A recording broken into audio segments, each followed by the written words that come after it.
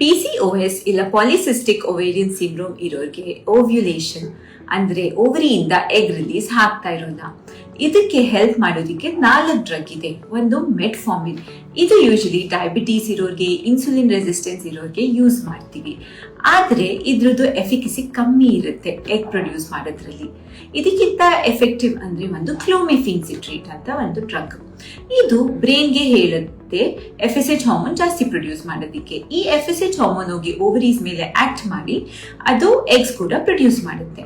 ಆದರೆ oestrogen hormone ಕಮ್ಮಿ ಆಗೋದ್ರಿಂದ ಗರ್ಭಕೋಶದ ಲೈನಿಂಗ್ ಕಮ್ಮಿ ಆಗುತ್ತೆ. ಆದ್ರಿಂದ ಇದನ್ನ ನಾವೊಂದು ಸೈಡ್ ಎಫೆಕ್ಟ್ ಅಂತ ಹೇಳ್ತೀವಿ.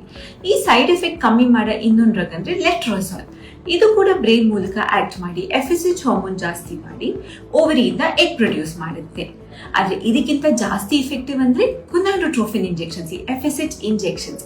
ಇದ್ರದ್ದು 3 ಮೇನ್ ಸೈಡ್ ಎಫೆಕ್ಟ್ಸ್ ಅಂದ್ರೆ ಒಂದು ಎಕ್ಸ್ಪೆನ್ಸಿವ್, ಒಂದು ಇಂಜೆಕ್ಷನ್ ಇದು ಅದಕ್ಕೆ ಸ್ವಲ್ಪ ನೋವಾಗುತ್ತೆ, ಆಮೇಲೆ ಫ್ರೀಕ್ವೆಂಟ್ ಮಾನಿಟರಿಂಗ್ ಬೇಕು, ಮತ್ತೆ ಮಲ್ಟಿಪಲ್ ಪ್ರೆಗ್ನೆನ್ಸಿ, ಟ್ವಿನ್ಸ್ ಟ್ರಿಪ್ಲೆಟ್ಸ್ ಆಗೋ ಚಾನ್ಸಸ್ ಜಾಸ್ತಿ ಇರುತ್ತೆ. ಆದ್ರೆ ಎಲ್ಲ ನೋಡ್ಕೊಂಡು ಯಾವ್ದು ಕರೆಕ್ಟ್ ನಿಮ್ಗೆ ಹೆಲ್ಪ್ ಆಗುತ್ತೋ ಆ ಓವ್ಯುಲೇಷನ್ ಇಂಡಕ್ಷನ್ ಡ್ರಗ್ ಕೊಟ್ರೆ ಎಷ್ಟೊಂದು ಜನ ಪಾಲಿಸಿಸ್ಟಿಕ್ ಓವೇರಿಯನ್ ಸಿಂಡ್ರೋಮ್ ಇರೋ ಫೀಮೇಲ್ಸ್ ಈಸಿಯಾಗಿ ಪ್ರೆಗ್ನೆಂಟ್ ಆಗ್ತಾರೆ.